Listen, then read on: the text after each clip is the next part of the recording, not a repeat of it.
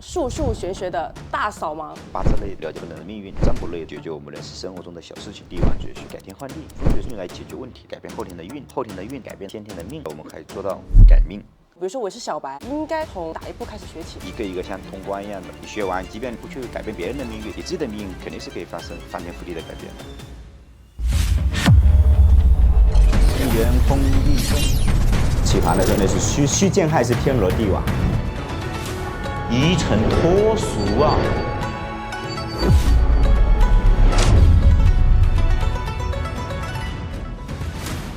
！Hello， 大家好，我是道源。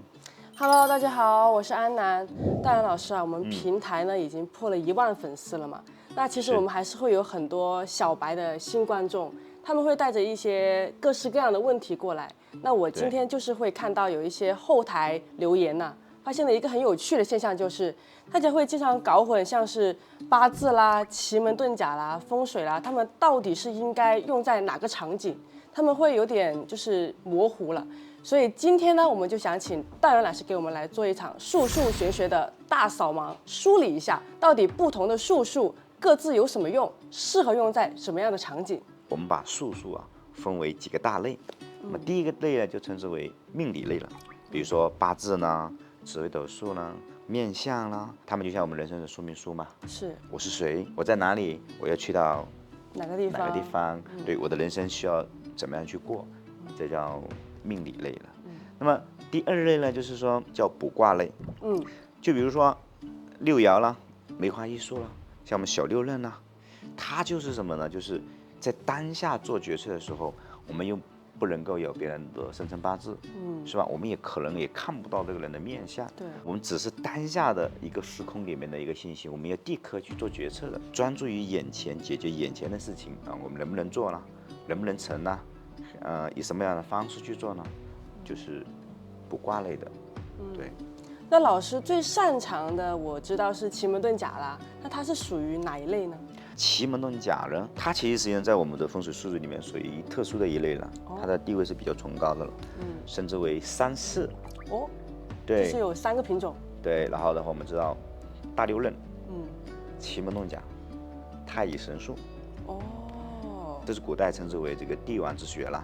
你比如说像八字啊，像这些可能民间也会有，但是奇门呢、太乙了、六壬呢，它实际上就是说不是一般人可以学得到的东西，它都是为达官贵人啊、帝王去服务的。所以我们有听过，就是说10分八字不出门嘛，3分奇门可定天下。大到这个国家的决策呢，小的是人和事，万事万物其实都是可以通过这3式去做推算的。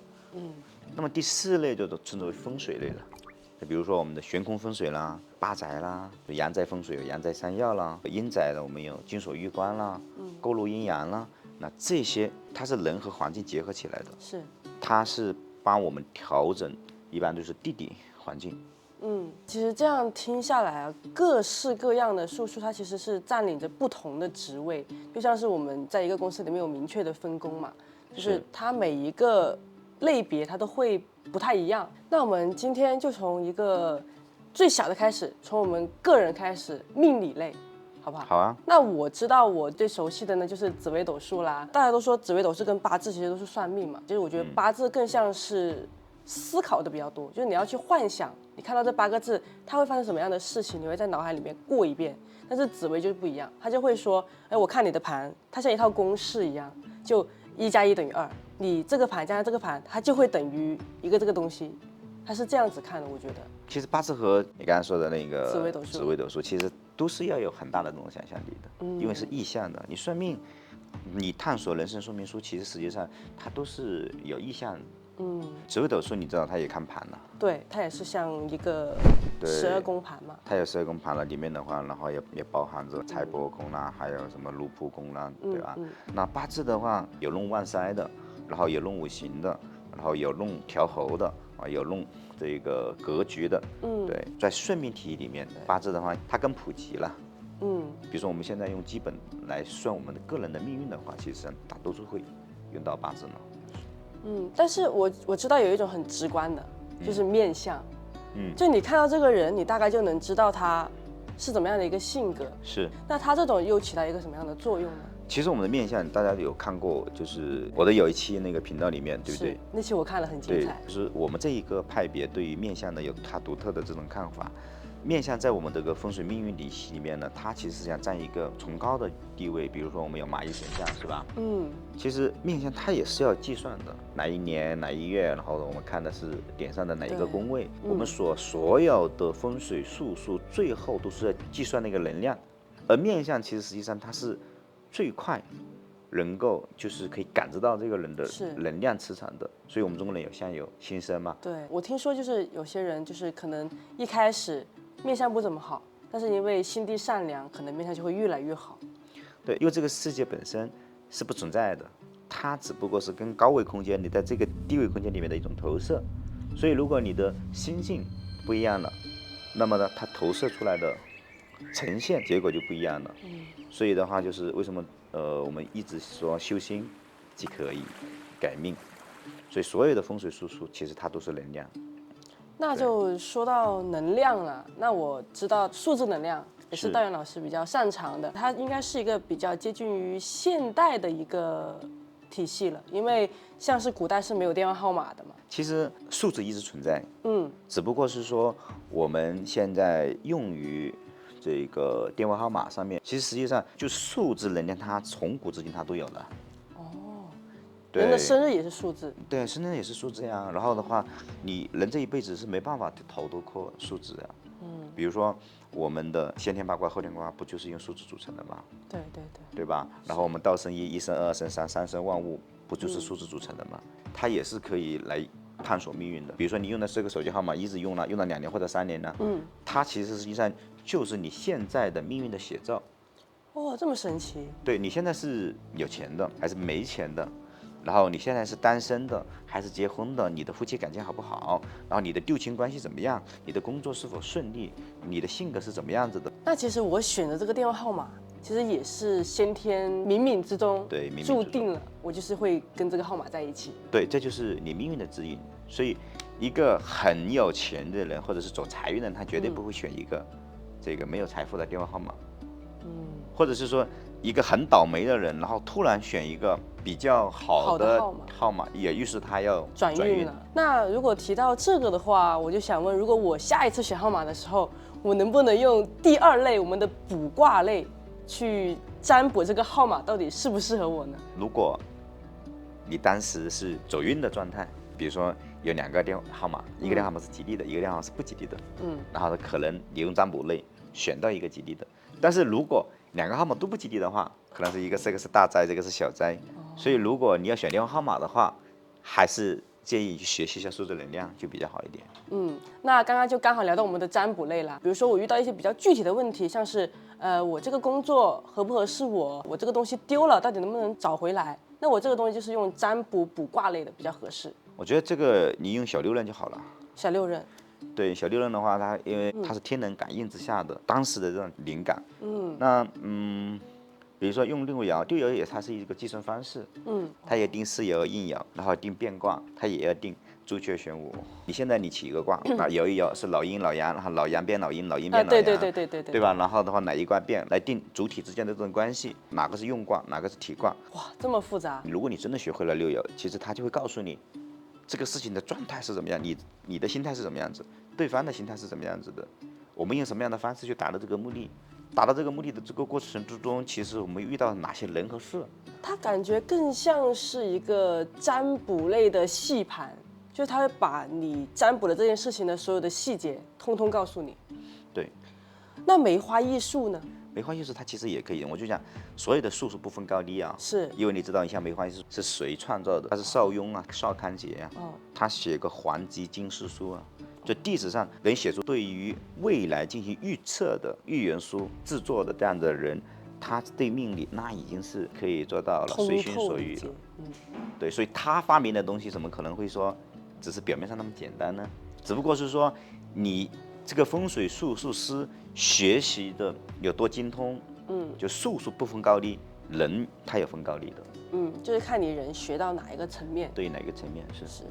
那我们刚刚老师讲了前面的2大类啦，那我们来讲一下我们的第3大类，就是很强的帝王之术。是。反正我有了解到啦，奇门遁甲一开始是古代帝王用来占卜这个战争的，就是战争能不能打赢，或者说我要派多少兵力出去占卜这种事情的。其实我们大家对奇门遁甲的了解，是因为九天玄人，然后传给了皇帝，然后皇帝通过用奇门遁甲的运算打败了蚩尤，所以在古代就是奇门遁甲对于军事方面的运用会比较宽广一点点，但实际上呢，它可以算任何了，它也分为法奇门和术奇门，比如说借东风就是法奇门呐，它还有法术在这里面呢，然后撒豆成兵呐，这都是法奇门的这个里面的范畴啦。那术奇门就是排兵布阵，怎么样去打仗。那当个人命理呢也是啊，还有时盘、终身盘。对，终身盘它其实是可以看一个人的前几百年、后几百年的。就比如说你是一个亿万富翁，如果你孙子给你同宫，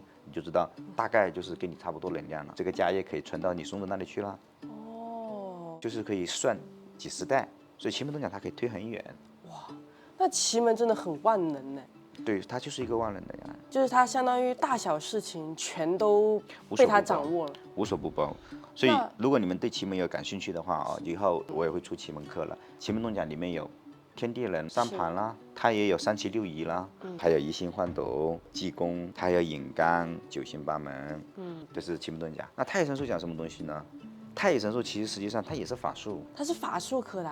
对，它是法术科呀，法术和术是结合在一起的。那现在的话，大家对于这个太乙神术可能不太了解，很少听，它连资料都很少能在网上查到。对，因为它是法术类的嘛，所以现在很少人可以把它传承下来。